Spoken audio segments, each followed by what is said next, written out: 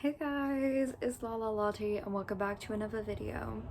I'm not gonna lie to you guys, I'm kind of lazy today and I'm literally wearing my pajamas while making this video. I couldn't care less about how lazy I'm being today. I'm just vibing, you know? But let's forget about being lazy for a minute. Today, I'm here to talk to you guys about a manga series that was one of the first ever series I read that I was just so intrigued by. And I feel like it is very underrated and needs to be talked about more. And I know how much you guys love your horrors, but what about your psychological horrors? The manga I'm going to be talking about today follows a young girl who is very obnoxious and is just very... She doesn't understand things too well. She's very nice, very kind. Now, one day, this girl gets a package on her front door. This package being filled with money. And I'm not talking like, hey, it's £100, it's $100. No, there's like $1 million in this case that she has just received. With this box, there is no return address. There is nothing stating who it should go back to, but it is addressed to the girl who finds the package. The reason why they specify that she must protect this money is because she's also given the name of her opponent, who is also being gifted the same amount of money. But with being gifted the same amount of money, they are also offered the chance to steal the money of their competitor, with no consequence on their behalf, but whoever has less money will be put into debt. If anyone is $1 short, then that person will be into debt about how much ever they've lost to these people. So obviously our main character is a very obnoxious person and she wants to make sure that both sides are going to look after each other and just, it's a big amount of money. They don't want this money to be lost, to be into debt with this company for money she doesn't already have. But with being gifted so much money comes greed. And with greed comes lying. And that is why this manga is called Liar Game.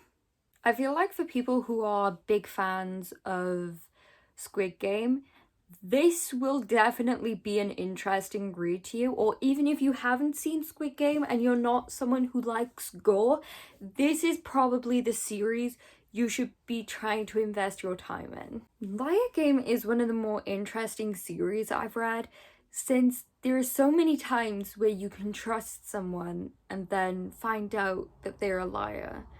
And I feel like Liar Game is something that a lot of us could relate to, especially in these times now where a lot of us are not on the best money, you know? Liar Game is a series that shows people in poverty and their desperation for money and how desperate they are and how greedy they can become from not having so much money. Now with this series, we do see many different people. We see people who are coming from the lower lines who are not exactly well off, as well as certain rich people who are very smart and know their money. But with this as well, we also see people who are gamblers and an expert gambler. Being someone who is honest to a fault was one of the best characteristics I've seen given to a main character of all time. We see so many characters with all these different powers, their different wit, everything. But seeing someone who is very naive and is just as normal as any other person was so refreshing and beautiful to see.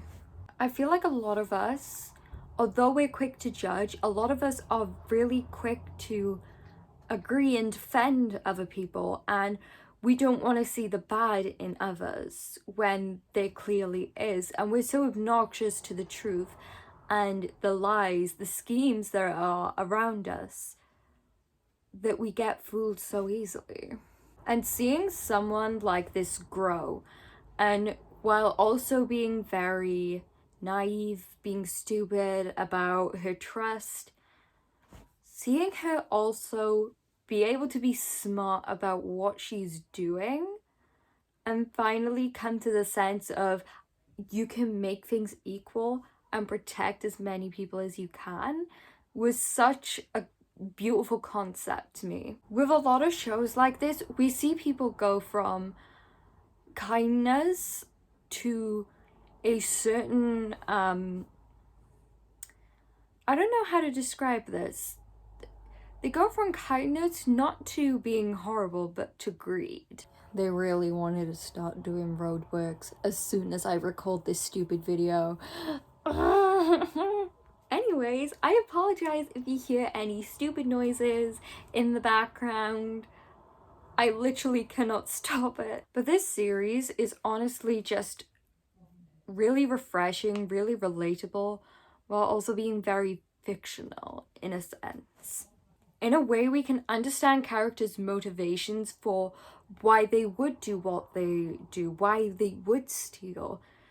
In a sense, it's kind of like, what would you do if you were put into this game where you had to trick people to try and steal their money so that you would have enough so that you wouldn't be in debt for the rest of your life? I do always say that this series is a psychological horror because in a way it's not horrific, but the way in which people act is terrifying. The greed, the manipulation, the extents that people will go to for money, for their own personal greed, is scary. It is ridiculous. You wouldn't think that certain people would do this, especially with certain characters being people that this character already knows. I think that people think psychological horror has to be something that is, this is so scary, when in reality it's the terror of what could happen, not what is happening or what you see, but what could happen, what people could do. Why is this doing this to me? Why do I feel this way about this? I feel like there's so many different versions of horror, and this fits into psychological so well. What I love as well, though, is with our main character being someone who's so trustworthy, there's always this lack of trust within every single person who plays this game. As there's so much tension, so much at stake, that it's honestly terrifying. And although it's money and not life at stake, it's kind of a very similar situation. And a lot of people don't realize this, but with money comes great consequences. A great fear of most of us will probably the possibility of ever being in debt, never being able to live a proper life because we're constantly having to pay off debt and just give money to everything. And I think this manga does the perfect idea of everything that we always fear. It's literally Golden Balls turned into a manga that has gone extreme. If you guys remember Golden Balls, I love you. But yeah, this manga literally, when I was reading it, I was like, this is Golden Balls. Also, for those of you who have not seen Golden Balls, just go on YouTube, type Golden Balls, and just watch it. Because honestly, that was peak TV when it was out. And for those of you who are never British and never got to experience it, I feel so sorry for you. But yeah, that's Liar Game, and I highly recommend this manga to anyone. And I feel like the more people who read it, the better, because this is such an amazing series. And although it's not an anime, it has actually been adapted into a live action. And this live action was absolutely amazing. I'm not gonna lie, despite its plenty of cringy moments, it was actually well worth the watch. So if you don't have an interest in reading this, I highly recommend you go out and check the live action. I'm pretty sure it's on Crunchyroll. I'm pretty sure. I think that's what I watched it on.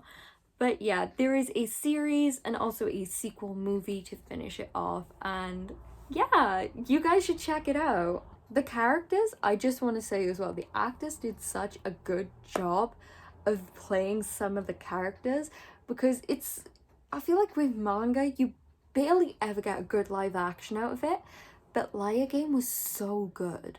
I honestly, it was the first live action I properly enjoyed. Oh wait, I forgot there's a Korean version too. I never watched it, so I can't tell you if it's any good or not. But yeah, I'm gonna leave the video at that. I hope you guys enjoyed watching this video.